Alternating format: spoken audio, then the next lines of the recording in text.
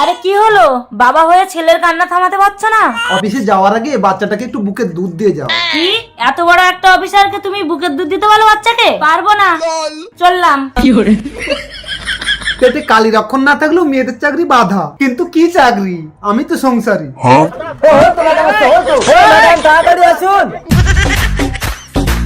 এই তোমরা ঠেলাঠেলি করছো কেন? লাইনে দাঁড়াও, সবাইকে ঢোকাবো। ম্যাডাম আর সহ্য হচ্ছে না তো। এই পেমেন্ট গুলো হাতে হাতে বার করে সব। ম্যাডাম হাগা কত করে?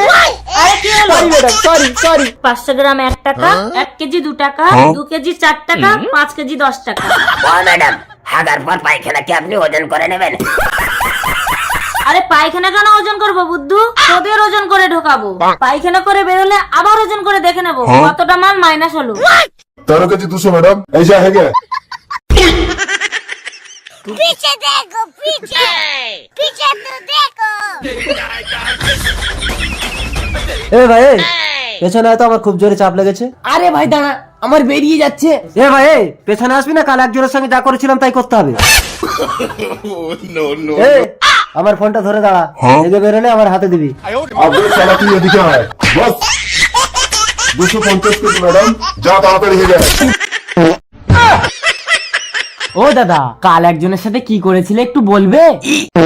কালকের হাগার লাইনে সামনের লোকটাকে একবার বলেছি পেছনে যেতে, যায়নি। দুবার বলেছি, যায়নি। 3 বারের বেলায় কি করলে? 3 বারের বেলায় যেই না সরেছে, আমি হাগার চমকে নিয়ে বাড়ি চলে গেছি। কি তুই আমাকে ফালতু হাগার কষ্ট দিলি? এই তোর ফোনের আমি কি করি দেখ।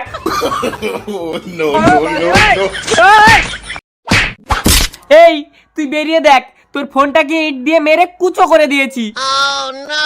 বাড়ি যাওয়ার সময় নিয়ে যাবি। ওরে গাদা, নিজের পকেট চেক করে দেখ, ওটা আমার ফোন না তোর ফোন।